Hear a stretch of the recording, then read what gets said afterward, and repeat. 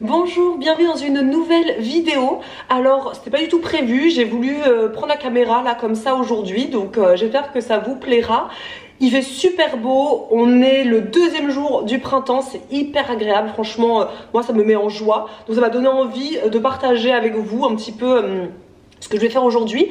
Donc je me suis dit que j'allais faire une vidéo un peu style cuisine et jardine avec moi. On verra ce que ça donne. En tous les cas, là, j'allais me mettre à faire une salade de crudités d'hiver.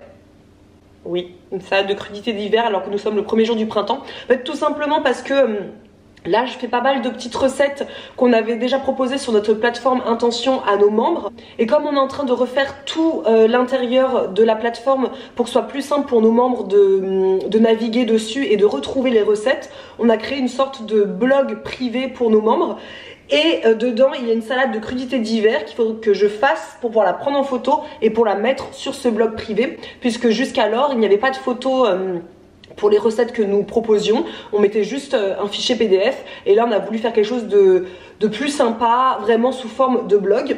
Donc je me suis dit que j'allais préparer cette salade avec vous. De toute façon c'est une recette comme d'habitude, hein, c'est une salade, donc vous mettez ce que vous voulez dedans, les légumes du moment, le chou, alors les carottes il y en a toujours, les pommes il y en a toujours, le chou rouge je pense qu'il y en a un petit peu là encore de toute façon, du fromage bleu il y en a toujours, du citron jaune, de l'huile d'olive, du vinaigre, du sel et du poivre. Donc en fait c'est très facile et je me suis dit que j'allais faire ça avec vous.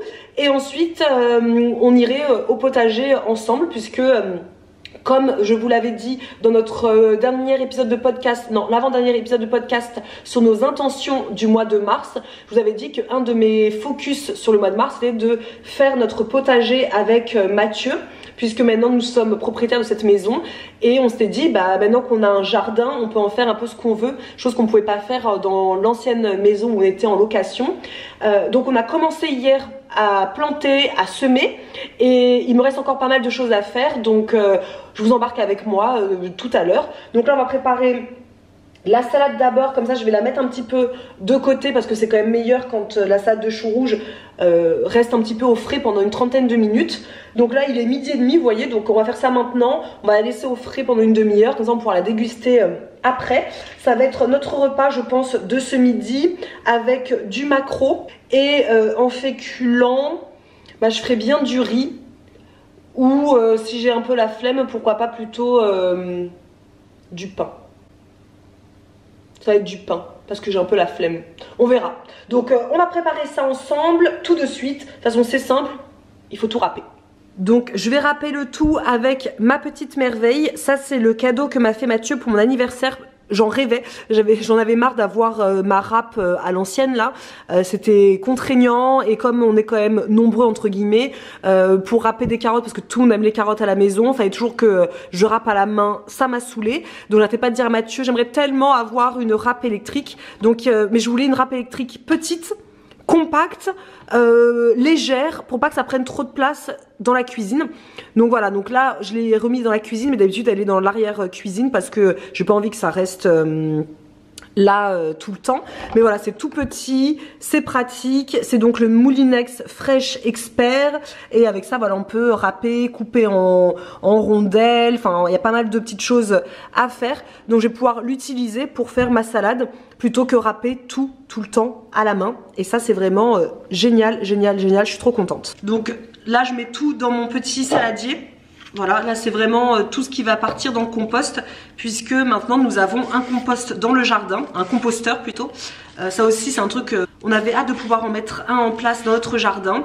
C'est chose faite, donc j'ai juste acheté un joli seau pour que ce soit plus pratique à la maison. En attendant là je le mets directement dans un saladier. Ça je vais laver mon chou et je vais aussi éplucher ma pomme et hop tout dans le saladier pour mettre au compost et ça vraiment ça va me changer la vie, je suis trop contente. C'est les petits plaisirs de la vie vous voyez, moi ça m'a mis en joie hier de commencer mon potager, ça me met en joie d'avoir un composteur dans mon jardin, ces petites choses toutes bêtes mais vraiment qui, je sais pas, qui font du bien, qui détendent, alors pas le composteur hein, mais je sais pas comment vous dire, hier on est resté 2 heures dans le jardin à faire le potager avec Alba, avec Mathieu et c'est un moment qui est tellement apaisant, c'est un moment qui Voilà, où on se retrouve tous dans le jardin et on passe vraiment un moment vraiment de qualité.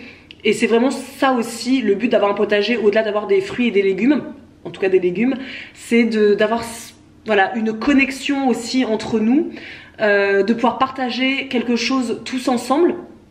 Parce que parfois on n'a pas tous des activités, des loisirs communs. Et là c'est vraiment une activité commune qu'on partage tous ensemble et franchement c'est trop chouette.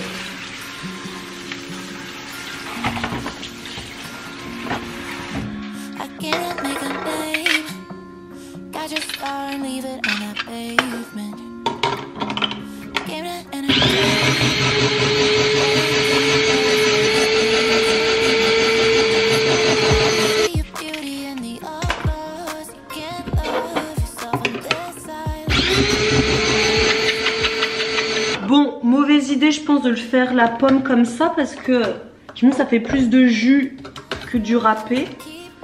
On va voir ce que ça va donner.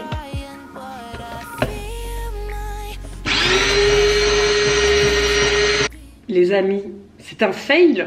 Ça marche pas du tout ni avec la pomme ni avec le chou. C'est nul ce cadeau. Bon, je vais le faire à la main. Mais trop bizarre. Pour les personnes qui l'ont, ça se trouve, vous me direz que on fait pas ça avec, c'est que pour les carottes et les courgettes. Bah tant pis, je le fais à la mano. Hein. Je vais le couper tout petit à la mano.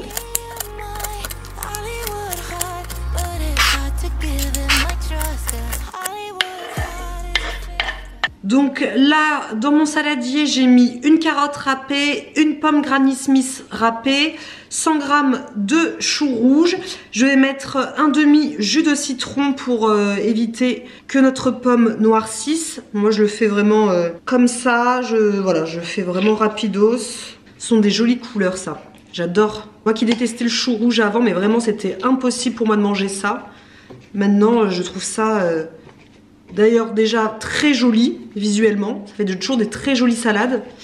Et en plus maintenant je trouve que c'est super bon. C'est devenu un peu mon légume phare cet hiver, j'ai beaucoup aimé en manger. Et là je vais couper le fromage, donc moi c'est du gorgonzola. Je vais le couper en morceaux, je vais en mettre 50 g.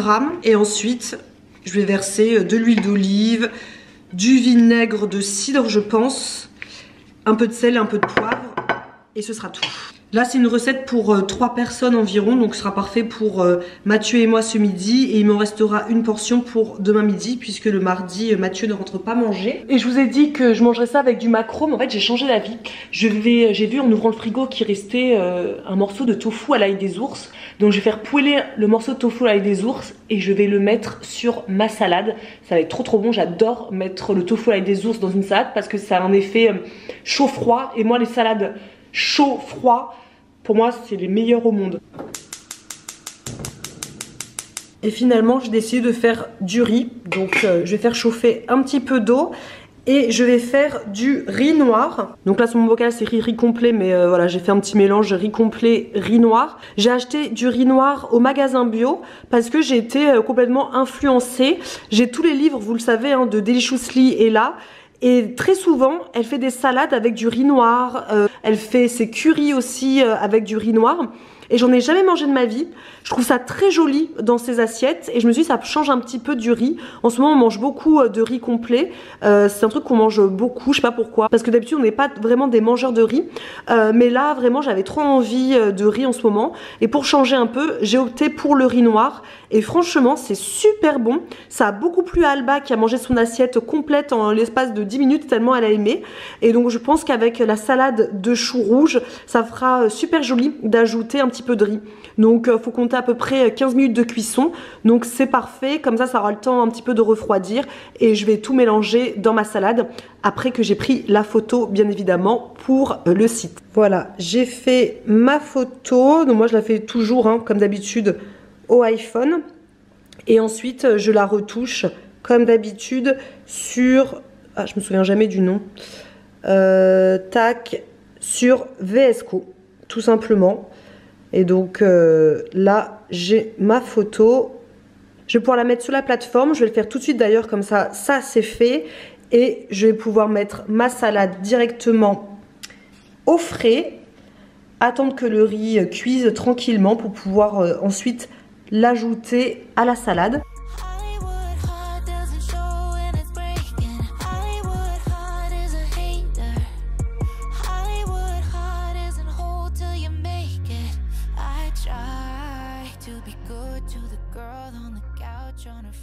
Allez, je vais passer à table, ça m'a l'air vraiment trop bon. Franchement, cette salade avec le petit riz noir en dessous, un petit peu de tofu à l'ail des ours, les graines germées. Franchement, mais ça a l'air tellement bon.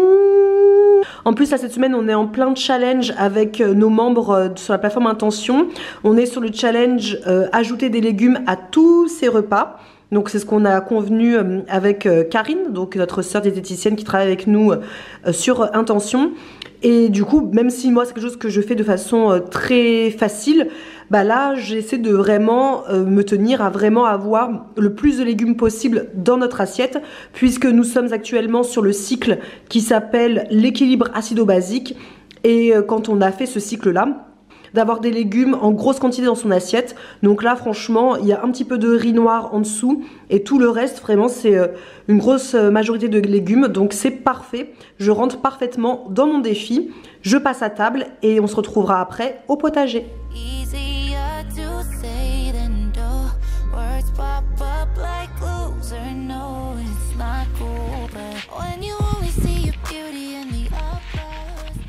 Donc là il est 14h30 et je vais m'y mettre. Donc j'ai jeté tout ce que je voulais dans le compost juste là.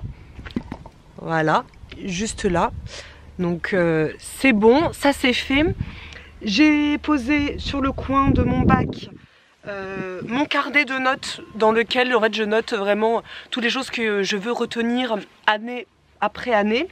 J'ai également pris avec moi le livre Le potager d'Olivier, que j'aime énormément. Enfin, en même temps, je vous en ai déjà parlé plein de fois, c'est un youtubeur que j'aime beaucoup, qui partage son aventure du potager et je pense que j'ai regardé 15 millions de ses vidéos. J'ai mis mes gants, j'ai mis mes sublimes bottes que j'aime trop, que j'ai acheté à Jardiland hier, je les trouve trop belles, elles vont me durer toute une vie. Et là, bah, je vais planter du coup mes épinards. Donc là, c'est les plants d'épinards et j'ai déjà semé hier les graines. Donc là on va mettre les épinards. Dans le petit carré là-bas on va planter les fraises. Et je vais également aller chercher les oignons. Donc j'ai mes oignons, donc là c'est un trio d'oignons. Il y a un mélange oignon rouge, oignon blanc et oignon jaune. J'ai mon arrosoir que je vais aller remplir. Et voilà, j'ai ma petite pelle.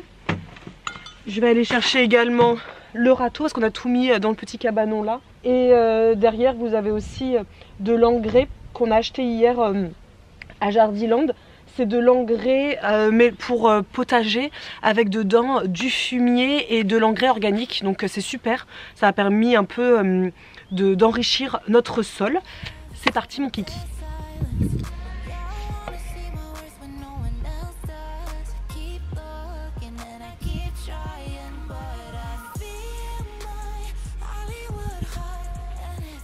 Donc là c'est vraiment la première fois de ma vie que je plante autre chose que des courgettes ou tomates ou aubergines. C'est la première fois, donc on croise les doigts pour avoir des trucs sympas cette année. Bon, je pense qu'on a été un petit peu ambitieux parce que j'ai fini tout mon carré et je n'ai même pas planté un seul oignon. Donc je vais voir avec Mathieu comment on va organiser ça. Ou est-ce qu'on attend l'autre bac pour pouvoir planter, mais l'autre bac à la base c'est un bac sensiblement pareil, c'est pour les tomates, les courgettes et les aubergines. Donc la question c'est est-ce qu'on va pas faire un troisième bac, parce qu'il me reste encore quelques épinards, mais je vais pas pouvoir tout mettre sachant qu'il faut tenir un certain rang, 30 cm environ entre les rangs, et entre chaque il faut compter je sais pas moi une petite dizaine de centimètres, sachant que ça prend de la place puisque ce sont des légumes feuilles. Je ne sais pas trop, je vais attendre que Mathieu arrive pour qu'on puisse imaginer ça ensemble. En attendant je vais vous montrer, parce que là vous vous dites mais c'est vide. En fait là c'est vraiment toute la partie graines. Donc sur cette première rangée on a les petits pois. J'ai fait exprès de les mettre le plus proche possible du grillage, parce que même si c'est des petits pois nains, c'est pas censé monter très haut, mais ça peut monter quand même à 90 cm. Donc c'est soit en tuteur, donc peut-être qu'on va mettre des tuteurs, mais si ça veut bien se prendre au grillage, et bah c'est plutôt pas mal. Donc on verra ça. Donc premier rang petits pois, deuxième rang ce sont les carottes, troisième rang également des carottes. Là ce sont les épinards donc en graines. Ensuite là on a une laitue tout le long aussi là en graines. Et puis après bah, vous voyez hein, là ce sont les Batavia aussi là, et on commence là avec les épinards. Je pense que je vais les finir jusque là, ça m'embête parce qu'on n'aura pas d'oignons et je trouve ça dommage, mais de toute façon ça se conserve donc ça c'est chouette. Je vais voir, on va voir ce qu'on peut faire. Là je vais aller remplir mon arrosoir déjà pour pouvoir donner à boire à mes semences qui sont là d'hier, pareil à mes petites salades là, et pouvoir donner à boire aussi à mes nouvelles plantations là, mes petits épinards. Allons mettre de l'eau puisque l'eau c'est juste derrière, donc là derrière, là où on a notre garage, mais bientôt on ira chercher l'eau juste là, puisque on a juste là, là vous voyez, un tuyau, et on va faire on va mettre en place là un récupérateur d'eau pour que ce soit plus facile et pouvoir utiliser l'eau de pluie. Voilà, vous savez tout.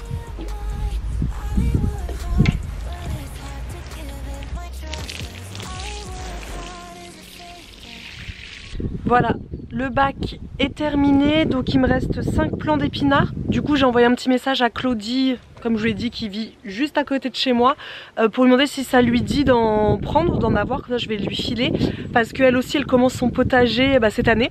C'est la première fois, donc toutes les deux on est à fond parce que c'est sa première fois à elle aussi d'avoir un potager à elle, à part bien sûr les tomates et les courgettes quoi.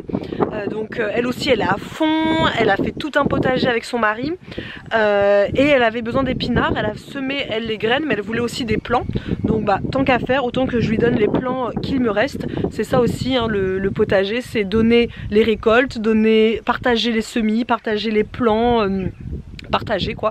C'est aussi la philosophie je trouve du potager. Et bah là on va s'attaquer aux fraises. Je ne sais toujours pas où est-ce que je vais mettre mes oignons. Peut-être qu'il n'y aura pas d'oignons cette année. Voilà, peut-être qu'il n'y aura pas d'oignons parce que j'ai plus de place. Hein, je n'ai plus de place. Donc voici la bête. Donc là vous avez les petits jeux d'Alba puisqu'elle s'amuse à transvaser avec ses petits trucs à elle. Donc ce qui est cool c'est que dans nos carrés il y a énormément de bébêtes. Donc bon moi je suis pas une fan de toucher les bébêtes, d'où l'utilisation des gants. Mais c'est hyper bon signe parce qu'on a vraiment pas mal de bestioles, de vers de terre etc. dans le carré là-bas et ici. Donc tant mieux, ça veut dire que le sol est vivant et ça c'est une bonne chose. On aura normalement du coup des belles récoltes, on croise les doigts. Donc là ce sera les fraises, là ça va être les fraises. Et là, ça va être les aromates, la menthe, la coriandre, des choses comme ça. Mais moi, là, je vais m'attaquer uniquement à cette partie-là.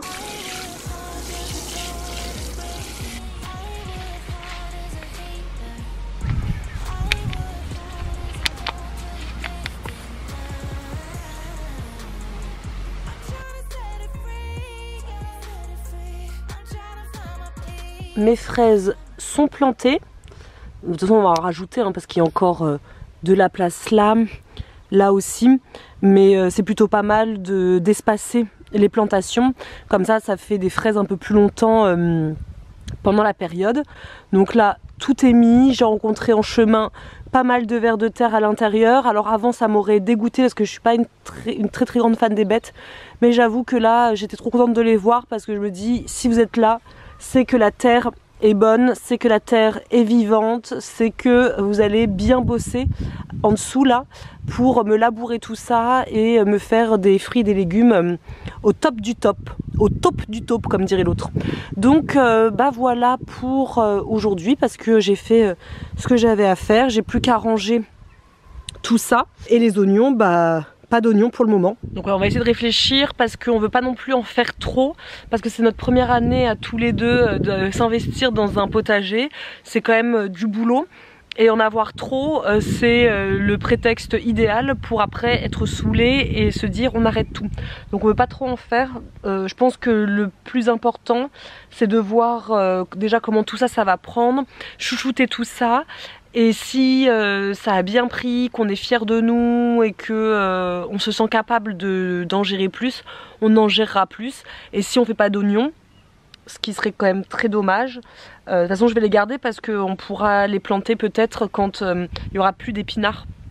Ou cet automne. Tout à fait cet automne, on peut très bien les planter cet automne. Donc je vais les garder sous le coude pour le moment. Et sinon je sais très bien que les voisins seront ravis de les accueillir. Et sinon vous êtes nombreuses aussi, je sais pas si je vous l'ai dit, je sais pas si je radote ou pas, à me demander pourquoi on ne fait pas directement en pleine terre, style un petit peu permaculture.